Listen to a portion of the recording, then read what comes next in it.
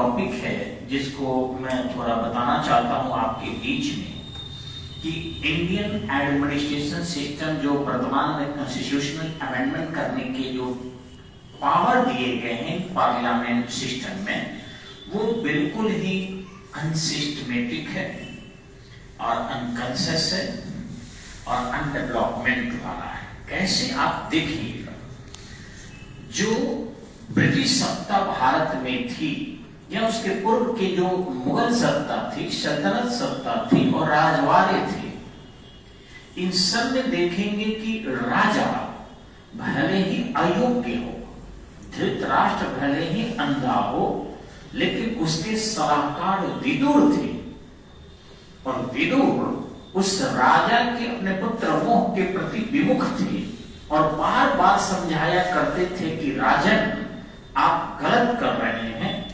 आप पांडव के योग्य पुत्र को सत्ता में सौंप कर अपने अयोग्य पुत्र जो अपने मामा शकुनी से प्रभावित है उसे सत्ता सौंपने जा रहे हैं। ये कभी भी हस्तिनापुर के लिए उचित नहीं।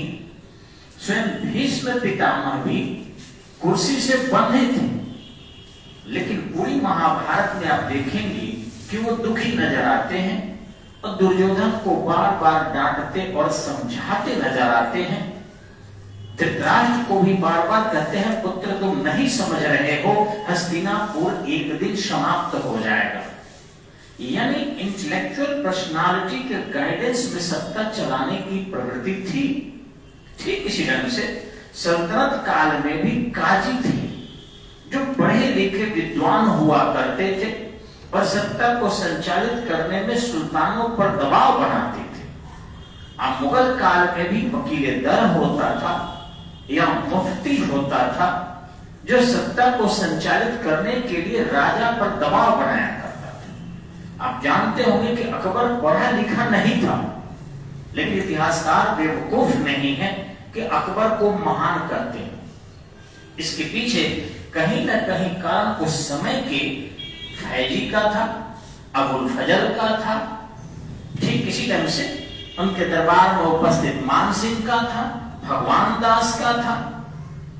वो बड़े पैमाने पर अकबर को समझाते थे और समझने के लिए वो नवरत्नों से अपने दरबार को सजा के रखा था। उनके बातों पर मंथन करता था, विचार करता था और तब निर्णय को ओके करता था। नाम भले अकबर का हुआ, लेकिन सत्ता के संचालित करने में अकबर के समय के विद्वानों की अहम भूमिका रही थी। वही औरंगजेब पढ़ा लिखा था, स्वयं निर्देश जारी करता था। सल्तनत काल में मोहम्मद बिन तुगलक पढ़ा लिखा इंसान था, सबसे पढ़ा लिखा, और कारण हो गया कि इस पढ़े लिखे होने के कारण दरबारी लोगों को, जिसको मजलिस एक खलवत कहा जाता था, आज के जैसे कि पार्लियामेंट है, उसकी बातों को नहीं मानता था और न मानने के कारण उसने जो भी निर्णय लिया उस डिसीजन पर न तो मंथन किया और न डिसीजन पर स्टेबल रहा। हर डिसीजन बदलते रहे, चाहे वो सांकेतिक मुद्रा का प्रचलन किया हो, अथवा वह राजधानी परिवर्तन किया हो, अथवा गंगा जमुना दोआबा क्षेत्र में कर की वृद्धि किया हो, अथवा वह खुरासान पर अभियान का निर्णय लिया हो या कराची पर अभियान किया हो। सभी के सभी निर्णय उसके असफल हुए और वह सत्ता में, बल्कि सत्ता से जैसे ही वो बाहर जाता है वैसे ही वह स्वयं घोड़े के पीठ पर बैठे बैठे ठट्टा नामक स्थान पर गिरता है और मर जाता है। यही स्थिति औरंगजेब की कमोबस है। वो भी पढ़ा लिखा इंसान था, उसके आदेश आलमगीरनामा में लिखे गए हैं और वह पुस्तक आज मुसलमानों के सत्ता का कारण बनता है, संचालित होती, लेकिन वह मुगलिया साम्राज्य को खो दिया। ठीक ऐसे ही देखने को मिलता है कि सत्ता पर काबिज जब अयोग्य लोग हो जाते हैं तो वैसी स्थिति में सत्ता दिशाहीन ही नहीं होती, बल्कि सत्ता समाप्त हो जाती है। दिशाहीन हुई सत्ता भी दिशा पढ़ाने की संभावना है, लेकिन सत्ता जब समाप्त हो जाती है तो पुनः सत्ता को संचालित करना संभालना बड़ी कठिन हो जाता है। आप जो भी थोड़ा पढ़े लिखे लोग होंगे हमारे फेसबुक पर या यहाँ भी, वो जानते होंगे कि चीन का बहुत बड़ा विद्वान था जिसे पॉलिटिकल थिंकर कहते हैं, राजनीतिक चिंतक कहते हैं। उसने अपनी एक प्रेज्मेटिक साला दिया था जिसको प्रिज्म कहते हैं हम लोग, सतरंगी प्रेज्मेटिक साला दिया था, और उस विद्वान का नाम था रिक्स, चीन का रहने वाला। उसने इस सतरंगी प्रशासन में कहा कि जो भी डेवलपिंग कंट्री है और मास लेवल पॉपुलेशन है, वहां पर सत्ता मूलतः 3 प्रकार की देखी जाती है। उन्होंने जो कहा कि शासन की बागडोर जो डेवलपिंग कंट्री है उसे 3 भागों में बांटा जा सकता है। पहली सत्ता को उन्होंने कहा कि प्रशासनिक होती है, जिसको एडमिनिस्ट्रेटिव कहते हैं। इसे थोड़ा मिटाकर मैं लिख रहा हूं, आपके सामने स्पष्ट दिखेगा। चीन का ये विद्वान था जिसका नाम था रिक्स, और इसने जो सिद्धांत दिया था प्रशासन का, उसे 3 भागों में बांटा था। ये जनरली सामान्य पॉलिटिकल लोगों को नहीं समझ में आएगा, लेकिन जो इंटरनेशनल लेवल के थोड़ी जानकारी रखते हैं वो जरूर इन चीजों को जानते होंगे। हम लोग ये नहीं कहते हैं कि बहुत जानकार है, लेकिन हाँ इतना तो जरूर है कि विश्व के जितने थिंकर है 193 कंट्री के, उनके सारे अनुसंधानों को हम लोग अध्ययन भी किए हैं, पढ़े भी हैं और कंठस्थ भी हैं, कहीं से भी जान सकते हैं। लेकिन विद्वता बहुत ज्यादा दुनिया में है, और विद्वता के माध्यम से सत्ता के संचालन का प्रयास किया जाए तो निश्चित रूप से भारत और बिहार भी हमारा सक्सेस होगा। तो देखिए, एक प्रशासन का जो तरीका है उसको बोलते हैं एडमिनिस्ट्रेटिव,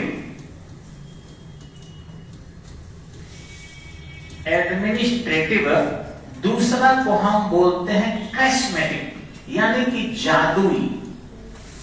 जादुई सत्ता, और तीसरे को मानते हैं लोग ट्रेडिशनल, यानी कि पारंपरिक।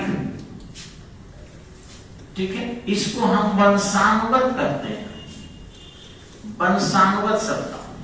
तो ध्यान रखेंगे, इस प्रकार की सत्ता कुछ दिनों के लिए मजबूत होती है। इसमें आपको आ जाएंगे भारत के बहुत सारे नेता, जिसमें मुलायम सिंह आ जाएंगे। एकाएक उन्होंने ऐसे कुछ शब्द बोल दिया कि उत्तर प्रदेश की सारी जनता उनके साथ हो गई और वो सत्ता में आ गए। मायावती की सत्ता, एकाएक मायावती ने कुछ ऐसा शब्द बोल दिया जिससे सारी जनता उनके प्रभाव में आ गई और वो चीफ मिनिस्टर हो गए। ठीक इसी टाइम से श्री लालू प्रसाद यादव, ऐसा उन्होंने समाज के लिए कुछ शब्द बोल दिया कि पूरी बिहार की जनता उनको 54 एमपी में 50 एमपी एकदम ठोक के दे दी और फुल मेजोरिटी में बिहार की सत्ता सौंप दी। तो केंद्र तक भी मजबूत एमपी को भेजी और बिहार में भी मजबूत उन्होंने शासन सौंप दिया।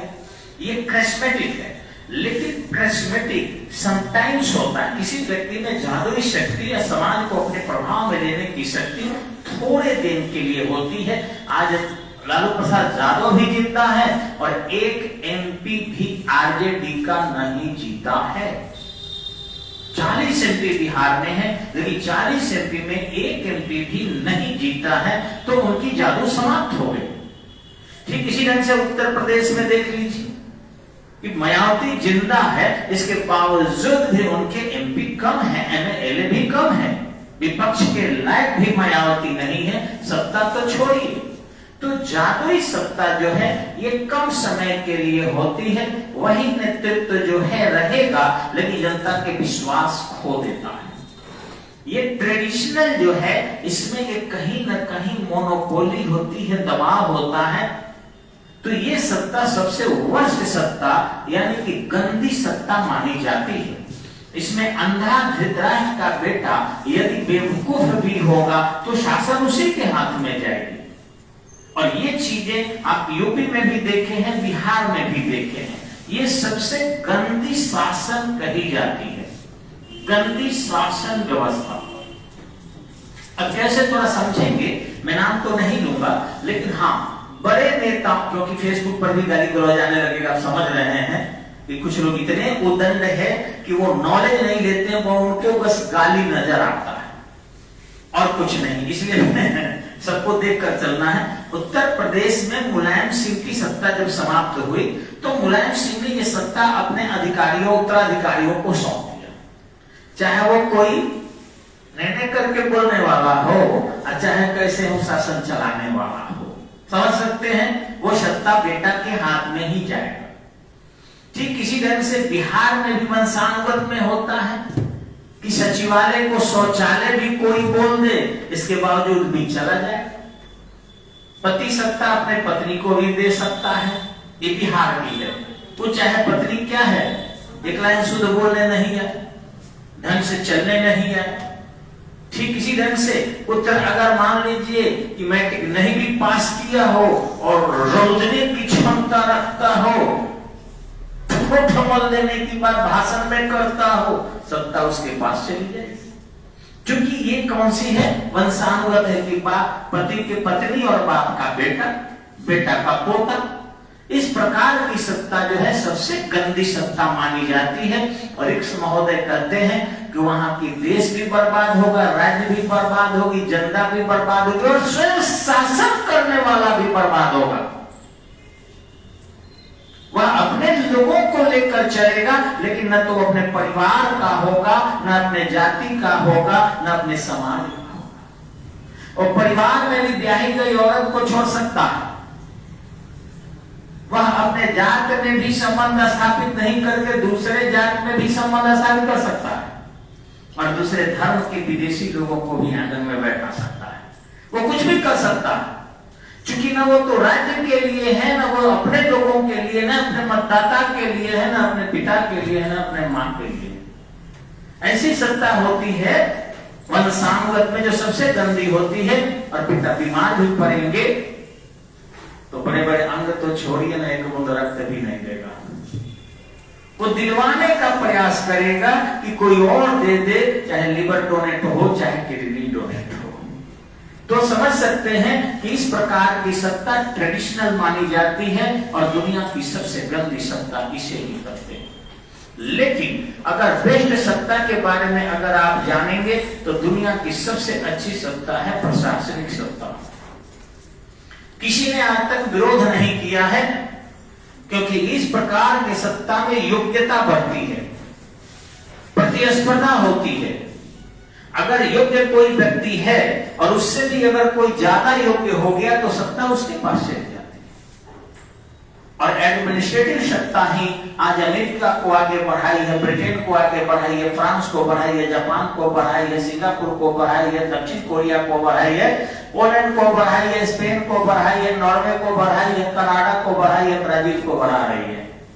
तो जितने भी विश्व के विकसित देश हैं वहां पर एडमिनिस्ट्रेटिव सत्ता है। जितने भी आपके जादुई सत्ता वाले हैं समटाइम्स डेवलपमेंट करते हैं, जनता की भावनाओं को अपनी तरफ आकर्षित करके, करते जरूर हैं, लेकिन इस प्रकार की सत्ता स्वयं को भी बर्बाद करती है, जनता को भी बर्बाद करती है और पूरे विश्व को बर्बाद करने में सहयोग करती है। मैं नहीं कह रहा हूं, ये रिक्स महोदय कहते हैं जो चीन के विद्वान हैं और सारे विश्व के लोगों ने स्वीकार किया है। अब ये देखिए, बड़ी गर्व की बात मानी जा रही है कि हमारे लेबर फैक्ट्री स्टेट में लेबरों की संख्या बढ़ रही है, मजदूरों की कोई कमी नहीं है। हम देख रहे हैं कि हमारे यहाँ के लोग तमिलनाडु में जो आईएएस बन के जा रहे हैं वो पीटे जा रहे हैं, पीटे जा रहे हैं ना, आईएएस पीटे जा रहे हैं ना। तमिलनाडु में कौन पीटे जा रहा है? आईएएस क्या पीटे जाएंगे भैया? मैं तो व्यंग बोल रहा हूँ, मनीष कश्यप का नहीं देखे ना कि आईएएस पीटे जा रहे हैं, कि महाराष्ट्र में हमारे बिहार के आईएएस पीटे जा रहे हैं, कि गुजरात में आईएएस पीटे जा रहे हैं, कि असम में आईएएस पीटे जा रहे थे, कि चंडीगढ़ में आईएएस पीटे जा रहे हैं। समझ सकते हैं? आज भारत तो भारत पूरे विश्व को बिहारी मजदूर पूर्ति कर रहा है। ये भारत का 2011 में हाई डेंस स्टेट है, 1106 व्यक्ति प्रति वर्ग किलोमीटर यही था। और आज आबादी की प्रतियोगिता हो रही है, आप देख रहे हैं, हमारी ज्यादा तो हमारी ज्यादा तो हमारी ज्यादा, और श्रम कर रहे हैं, हमारा गन्ना ठीक नहीं हुआ हम और जाते हैं, हमारी गन्ना ठीक नहीं है हम और जाते हैं। जो ज्यादा आ गया है वो खुशी मना रहा है, लड्डू बांट रहा है, बतासा बांट रहा है। उसमें कुछ व्यंग गुण क्या कह रहे हैं सो सुनिएगा। हमें इससे ज्यादा खुशी मनाने की जरूरत नहीं है। हमें आईएएस पे जाए तब खुशी मनाए, मैंने ज्यादा नहीं, मैंने थोड़ा मनाए। बस सुनिएगा वो क्या लिख रहे हैं, हम ज्यादा आबादी में आ गए हैं इसलिए ज्यादा खुशी मनाने की जरूरत नहीं है। ज्यादा कराइए मत, हम लोग को आईएएस में आएंगे तब खुशी ज्यादा मनाएंगे। लेकिन कहीं ना कहीं खुशी मनाने रोना चाहिए। प्रॉपर्टी किसकी बढ़ रही है? आपकी बढ़ रही है। देश में कानून है, आप दूसरे को प्रॉपर्टी ले लोगे क्या? देश में लॉ एंड ऑर्डर है, आबादी ज्यादा है तो उजाड़ लोगे क्या किसी को?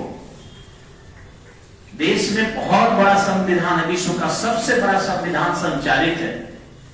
तो जो क्या अकेला किसी गांव में रह रहा है उसको थाला मार के फेंक दोगे क्या? क्या कर दोगे तुम? अब जाके देखो, हमारे यहां तो मैं बता रहा हूं हमारे गांव में कि जिसकी आबादी कम है उसकी प्रॉपर्टी ज्यादा है। जिसकी आबादी कम है उसकी प्रॉपर्टी ज्यादा है और वो मजे में। वो 10-20 नौकर की तरह आगे पीछे लोगों को खटवा रहा है। कोई उसका शीशो छांट रहा है, कोई धान बो रहा है, कोई उसका पुआल सरिया रहा है, कोई उसके मवेशी को खिला रहा है, कोई उसके दरवाजे पर झाड़ू लगा रहा है, कोई बर्तन मांज रहा है, कोई देह दबा रहा है, कोई कपड़ा धो रहा है, कोई कपड़ा पसार रहा है, कोई मीठ मीठ बतिया रहा है, कोई फूल तोड़ के ला रहा है कि पूजा करने जाए। वो आदमी बस बाथरूम में चल जाता है और जोर से बोलता है, पानी गर्म की हो? हाँ अंकल। मग क्यों नहीं रखी? रखती हूं। साबुन किधर है? खोल के रख दी हूं रैक पर। अच्छा ये बताओ कि तौलिया रखी हो? हाँ हाँ देखिए ना, मोर करवा पर टांग दिए हैं।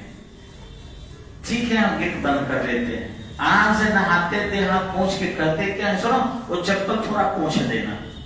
आराम से उस चप्पल को पूजा वाला है पहन लेते हैं। लोटा किधर? एक लोटा दौड़ के आती है। फूल का माला बना के रखी हो? रखे। चलो मंदिर पर। अब वो जल लेके चल देते हैं, फूल लेके दूसरा कोई जाता है। आराम से करते हैं, घंटी बजाओ, हम पूजा करते हैं, हर हर महादेव, ओम नमः शिवाय, ओम नमः शिवाय, टुन टुन टुन टुन बजा रहा है। तू मंदिर को पहुंच कर क्यों नहीं रखी थी? हम बोले तो फ्रेंडिया को वो नहीं आई है, चलिए अंकल कल से हम मंदिर पहुंच दिया करेंगे। उसके नहाने से लेकर, उसके दातुन से लेकर, उसके ब्रश से लेकर, उसके मंदिर को पहुंचने से लेकर, उसके फूल के माला बनाने तक और उस पूजा करके जाने के दौरान फिर थाली लेकर पीछे पीछे चलने तक का काम ज्यादा आबादी वाले कर रहे हैं, और जिनकी कम आबादियां हैं वो उसे करवा रही है। डांट के दरवाजे पर बोलते हैं कि सुनो ये घर पर जो है पूरा सफाई क्यों नहीं हुआ? ये आम पड़ा हुआ था, रुखी खा रही है, इसको तुम लोग क्यों नहीं खा गए? बढ़िया वाला आम क्यों खा रही हो? उसको फ्रिज में क्यों नहीं रखती? तो गिलहरी वाली आम जो है वो बहुत आबादी वाले खा रहे हैं, और कम आबादी वाले जो है वो फ्रिज में रखकर आम को ठंडा के खा रहे हैं। तो ये आबादी बढ़ना कौन सी खुशी की बात है, समझ में हमको नहीं आ रहा। कि लोग एकदम ढोल पीटे जा रहे, मेरी बढ़ गई खूब खुशी की बात है, मेरी बढ़ गई खूब खुशी की बात। ज्यादा तो खुश वे हैं जो मजदूर बढ़ गए इस पर खुश है, कहीं कमी नहीं होगी। यू तमिलनाडु के खुश है, केरल के खुश है, पंजाब के खुश है, आसाम के खुश है, और अरब देश के लोग भी खुश हैं। अब हमारे यहाँ इस वंशानुगत सत्ता चलाने वाले लोग भी खुश हैं, चिंता की बात नहीं है। हम बेवकूफों की सत्ता बनी रहेगी और बेवकूफ बनाते रहेंगे और इनको डेड करते रहेंगे। क्या कोई कॉन्स्टिट्यूशन में अधिकार है? क्या सरकार के पास दम है? क्या दे देगा? अगर बिहार की आबादी 14.5 करोड़ है तो क्या बिहार सरकार को दम है 14.5 करोड़ को कह दे कि हम पूरा धन देते रहे? अरे जनता के धन से ही राज्य चलती है। तो जब जनता के धन से राज्य चल रही है तो वो धन जनता को कहां से देगी? तो एक बहुत बड़ा जो है सोच का अंतर है। इस सोच को अगर रखेंगे तो ध्यान रखना, भगवान राम जी के जो है जन्म दशरथ के घर में चौथापन में हुआ था। कब हुआ था? चौथे पन में हुए थे। ये तो त्रेता काल से अच्छे लोगों की आबादी कम होती रही। और द्वापर में 8 संतान में एक ही कृष्ण जीवित रहे थे, लेकिन चौथा पन में 3 स्त्रियों के प्रयास से एक राम पैदा हुए, और द्वापर में 8 संतानों में एक संतान कृष्ण बचे। अकेला ही भगवान होते हैं। आसमान में तारे तो बहुत है, सूर्य अकेला होता है। रात्रि में तारे तो बहुत है, चंद्रमा अकेला होता है। नदियां और नाले तो बहुत है, गंगा एक होती है। पर्वत और पहाड़ी तो बहुत है, हिमालय एक होता है। कीचड़ और गंदे पोखरे तो बहुत है, प्रशांत महासागर एक होता है।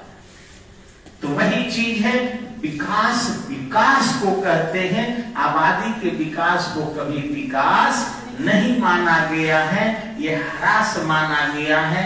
और देखा गया है शास्त्रों में कि गैया कभी भी 16 बच्चा नहीं देती, लेकिन रेयर केस ही सुअरिया 1 बच्चा देती है। Rare case. ठीक इसी ढंग से आप समझदार हो तो समझ सकते हैं कि कभी भी हाथी 2-4 बच्चे को जन्म नहीं देती, लेकिन बीच रेयरेस्ट एक आबादी पूरे हाथी जीवन काल में 1 से 2 आबादी बढ़ाती है, लेकिन एक बीच। तो ये कौन बड़ा उपलब्धि हो गया कि इसे धीमी धीमी लोग मुस्कुरा रहा है, हमको समझ में नहीं आ रहा। मुस्कुरा रहा है सर, हम लोगों की बड़ी में पड़ता ना, कहाँ होता रो जो गंभीर खुशी और सिर्फ लोग कह रहा है क्या, चलो आइए बंदे, हर मजा आ जाता है। मन उनको लग रहा है खुशी मिली, पगलेट को खुशी मिल गई है ये आबादी बढ़ने से। एक मोहम्मद साहब ने पूरे विश्व में धर्म को फैला दिया। अगर अच्छे नहीं थे तो इतने उनके फॉलोवर हुए कैसे? इसलिए एक बनो, लेकिन मोहम्मद साहब बनो, आबादी मत बनो। एक बनो लेकिन कृष्ण बनो, कौरव मत बनो। यह समझने की आवश्यकता है, और जो समझ जाएगा, प्रकृति में जमीन नहीं बढ़ रही है, सीमित है पृथ्वी, इस पर बहुल आबादी करोगे, और जिसकी संख्या कभी भी ज्यादा होती है, अर्थव्यवस्था में भी कहा जाता है उसका वैल्यू कम होता है। धन्यवाद, नमस्कार।